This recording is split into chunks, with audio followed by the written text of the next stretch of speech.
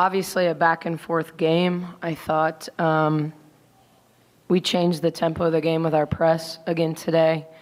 I thought we got some easy ones against the press. I thought we started to turn them over.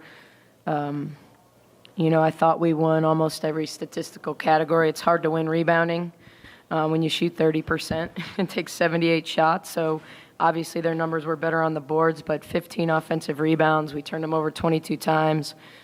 We created a lot of extra possessions. I thought our defense dug in really hard down the stretch. We just fouled too much.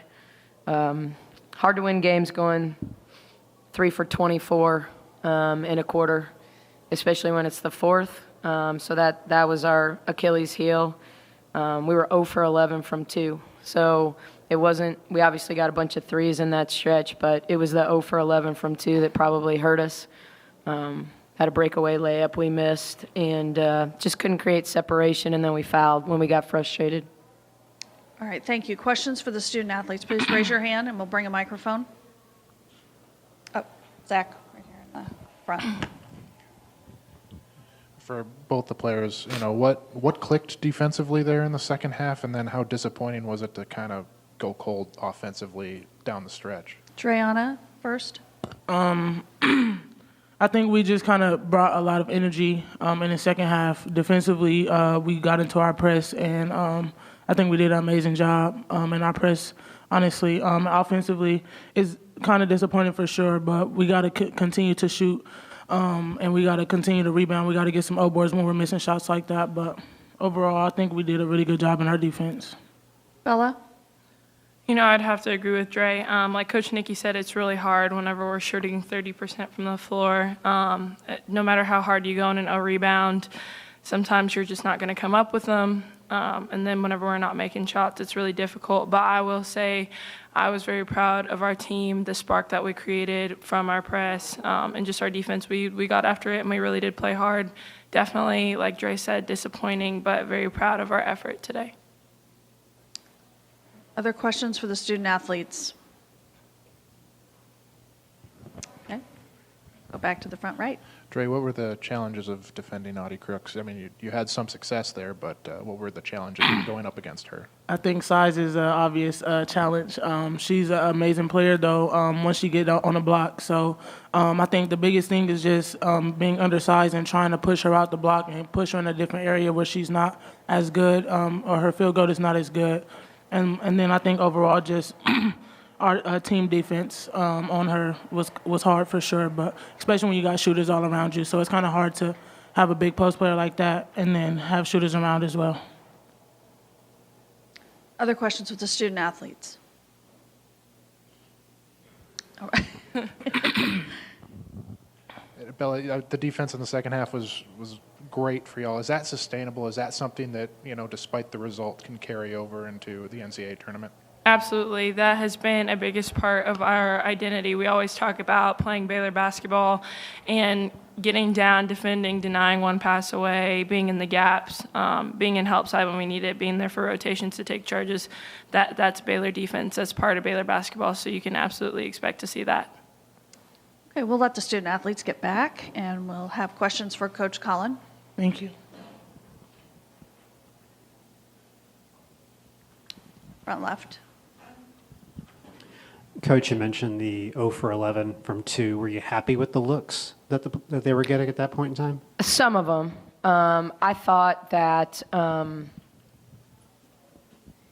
we needed to do a better job. Crooks is, she's kind of at the charge arc. And I thought when we played around her in the lane, we were effective. We rolled behind her. We were able to get to the rim to play around her. What you can't do is play through her. And they weren't going to call it. Like, we weren't going to go body on body with her. They didn't call any of them. And I'm not saying they were fouls. Like, I think if she has the position first, it's hers, and if we're creating the contact, and so I thought those challenges were not good decisions. I think you have to get in there and you got to play off too, and you got to step around her. You got to drop it off. I thought we could have dropped behind her more than we did. But I thought Sarah's jump shots, I thought, Jada missed a breakaway layup in the fourth, so, do I wish that had gone in? That could be the difference in the game when you think about it, having to foul at the end or being a one-possession game. So, I thought we got a lot of wide open looks in the fourth quarter, and we just didn't make them. We didn't make the same shots. Bella started the game making 3 threes and didn't make one the rest of the game. So I think she had 3 in the first quarter and then went 0 for 7 after that. And they were wide open. We were doing a good job of getting a piece of the paint, moving it, kicking it one more. And the reality is, like, it's not a great mystery when you look at us.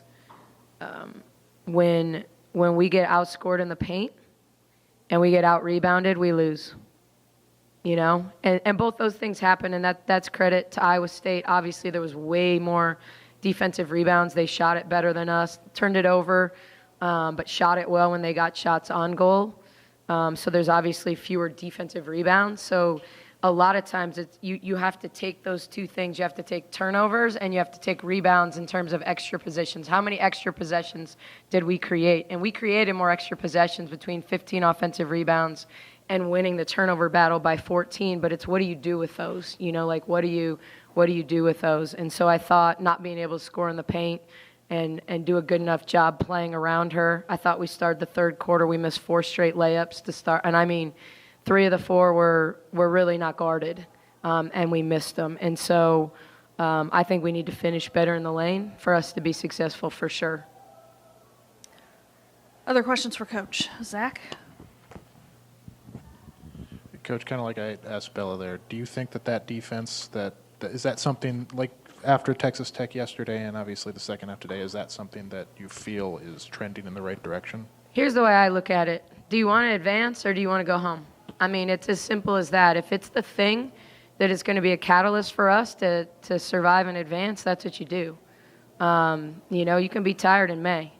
And so this idea, the one thing about our team is we've played with depth all season long. Yes, did Sarah Andrews play over 30 minutes both games here? Yes.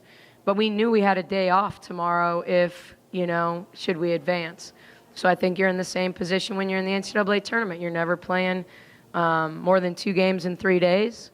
And so you have the ability to, why hold back? Like, what are you saving it for?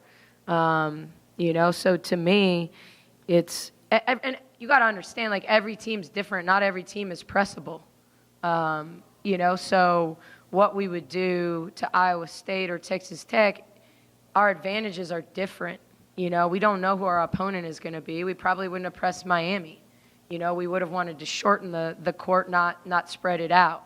And so, I think you want to, against Iowa State, they're so good at executing in the half court and knowing where they want the ball to go, and they're going to stay in that tunnel, and they're going to roll Crooks to the rim, and they're going to have Addie Brown, and they're going to have the ball in Emily Ryan's hands. And when you have a power forward who's more of a point forward in Brown, and you have Ryan, you got 2 people that are going to do a good job feeding it to Crooks.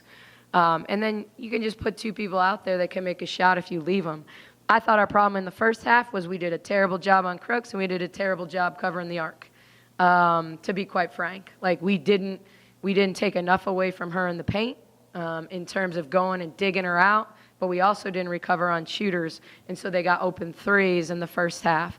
We did a better job not giving up threes. We gave up 1 3 in transition, and we shouldn't have.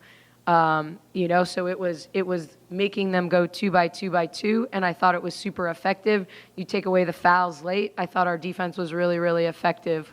I thought we missed a switch on Addie's when she turned the corner and got a 3-point play. That was a huge play for them, a big finish for her, but it should have been a switch for us. Like, to me, that was a scouting report mistake that we didn't do a good job on, and she made a great play down the lane. And they aren't going to miss free throws. When they get the right people to the line, that team does not miss free throws. Back on the platform. Coach, the fact that, you're just 1 or 2 shots away from, being on the other side of this, and with the fourth quarter that you had, you're still in this. So, does it seem like there's still a little bit of confidence, going in? It's like if you play full 4 quarters, y'all could easily, y'all could have won this game. Yeah. Look, The reality is, if I'm on the flip side and I'm Bill when he comes up here, like, I'm sure he's frustrated with some of their execution stuff and their turnovers, and and so like I think as a coach, you're always analyzing every part of the game, And yes, if we'd have done X, Y, and Z, we win the game, just like they did X, Y, and Z and won the game. And it doesn't mean you're perfect. You're not perfect in wins. You're not abysmal in losses. Like, to me, it's why I almost never talk to my team after wins or losses immediately after, because it's emotional and it's about like looking at the film. What did we do well? What did we not do well? How do we get into space differently the next time? Like, what combinations? What did we miss? Like the tape doesn't lie, and then you can teach rather than, because to me, coaching is teaching. It's not just yelling and screaming and motivating. It's fixing, and we've got a lot of things to fix, but our challenge is like, you can't go 3 for 24 against an elite team. Like Iowa State's an elite team. Like they both of us were playing well coming into this tournament.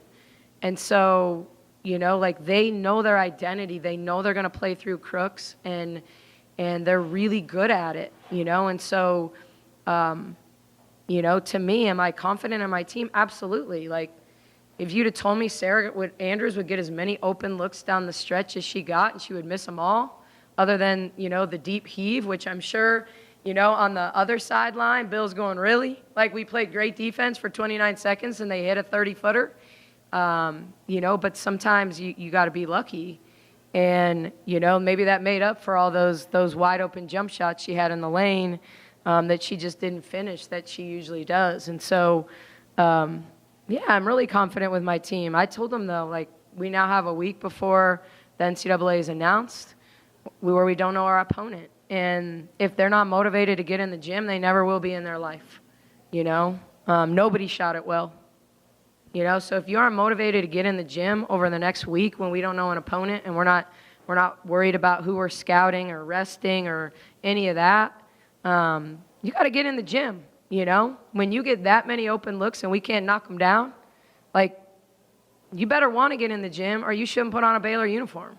And I think that's got to be the mentality. If you want to be truly elite, you got to figure out how to win in every kind of game, and you got to be the person. We've got to have someone, step up and make a shot in those late game situations. I thought Dre got an open look, Sarah got multiple open looks, Jana got a couple open looks, Yaya got a wide open 3 there at the end. Any one of those goes, and maybe we're in a different press conference, but we didn't make them. And Bill's always going to roll the analytic, dice, and he's so good at saying, well, at the end of the day, this is what we're going to do, and if I get beat, it's because I believe in this, so much. And obviously, I have a lot of respect for him and his program, and I've known him. His whole family's here. Hi, Fenleys. But we've had some really, really good battles since I've been in this league, and I just don't like being on this side of it. Was there any concern that maybe a loss today would affect the potential of hosting or not? Because, number 17. Yes. I'm not going to lie. We want to host, and I think losing in the quarters hurts us for sure. Not because I don't have a ton of respect for Iowa State. I think it's about another good win, another, top 30 net win. It's about momentum going into the tournament.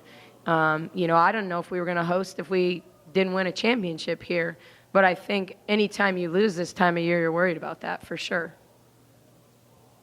It's not the most important thing, but certainly it's something that we would love to do.